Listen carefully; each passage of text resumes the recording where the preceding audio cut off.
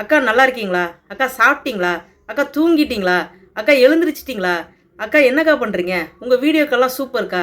இது மாதிரி நீங்கள் மெசேஜஸ் ஃபேஸ்புக், இன்ஸ்டாகிராம், மெயில் இது மூணுத்துலேயும் மாற்றி மாற்றி அனுப்புறீங்க. உங்களுடைய அன்பு, அக்கறை, அந்த பாசம் நிஜமாவே என்னால் புரிஞ்சுக்க முடியுது. அதே நேரத்தில் நீங்கள் அனுப்புகிற அந்த அன்பு கலந்த மெசேஜால் எனக்கு எவ்வளவு பெரிய பாதிப்பை ஏற்படுத்தியிருக்கு அப்படிங்கிறத நான் உங்கள் கூட பகிர்ந்துக்கணும் இல்லையா? இப்படி நீங்கள் அனுப்புகிற செய்திகளில் நான் ஒரு 10 செய்தியை ஓப்பன் பண்ணுறேன். அக்கா சாப்பிட்டீங்களா? அக்கா சாப்பிட்டீங்களா? அக்கா சாப்பிட்டீங்களா? அப்படின்னு இருக்குன்னு வைங்களேன்.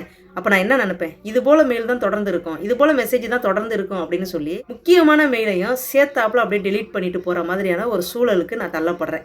நான் பேசுகிறது ஒன்றுமே புரியலைல்ல. கடந்த 6 நாட்களுக்கு முன்னால் எனக்கு ஒரு மெயில் வந்திருக்கு. அக்கா உங்கள் கூட பேசணும்னு எனக்கு ரொம்ப ஆசையாக இருக்குது, உங்ககிட்ட நிறைய விஷயங்களை பகிர்ந்துக்கணும், நீங்கள் சொல்லி நான் சொல்கிற அத்தனை செய்திகளையும் நீங்கள் கேட்கணும் அப்படின்னு எனக்கு ஒரு மெயிலு 2 மெசேஜஸ் வந்திருக்கு. அதை கவனிக்காமல் அப்படியே நான் தள்ளி விட்டுட்டு மேலே உள்ள மெயிலை மட்டும் படிச்சுட்டு போயிட்டேன். இன்றைக்கி அதுவும் இப்போ தாங்க மெயில் ஓப்பன் பண்ணிகிட்டே வரும்போது இந்த மெயில் என் கண்ணில் சிக்குது.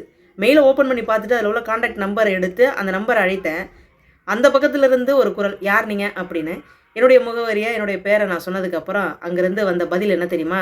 அவள் என்ன நினச்சா எது நினச்சான்லாம் எங்களுக்கு தெரியாது, ஆனால் உங்கள் கூட பேசணும்னு மட்டும் ரொம்பவே விருப்பப்பட்டா. அவள் பேசுகிற விஷயத்தை எல்லாம் நீங்கள் போட்டு கேட்கணும் அப்படின்னு ரொம்பவே ஆசைப்பட்டா. நாங்கள் பார்த்த வரைக்கும் எல்லாருக்குமே ரிப்ளை போட்டுக்கிட்டு இருக்கீங்க, அதனால் கண்டிப்பாக அவளை அழைத்து நீங்கள் எப்படியாவது பேசிடுவீங்கன்னு நாங்களும் ரொம்ப ஆசையாக தான் காத்துக்கிட்டு இருந்தோம். ஆனால் அவளுடைய அலைபேசியில் அவளோட உயிர் இருக்கிற வரைக்கும் உங்களுடைய அழைப்பு வரவே இல்லை. ரொம்ப நாள் நோய்வாய்ப்பட்டு படுத்த படுக்கையிலே இருந்த அந்த சகோதரி 6 நாட்களுக்கு முன்பு என்னிடம் பேசுகிறதுக்கு ஆசைப்பட்டிருக்காங்க.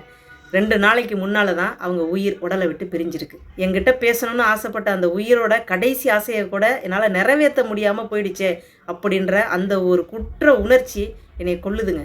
இந்த மாதிரி முக்கியமான தகவல்கள் என்னை சேரணும் அப்படின்னா நீங்கள் தேவையில்லாத பதிவு பண்ணுறீங்க பாருங்கள், அதை தயவு செய்து நிறுத்திக்குங்க அப்படின்னு கேட்குறதுக்காக தான் இந்த காணொலி பதிவு. மனசுக்கு ரொம்ப கஷ்டமான ஒரு பதிவாக தான் இந்த பதிவை உங்கள் முன்னால் கொண்டு வந்து நிப்பாட்டியிருக்கேன். நன்றிங்க.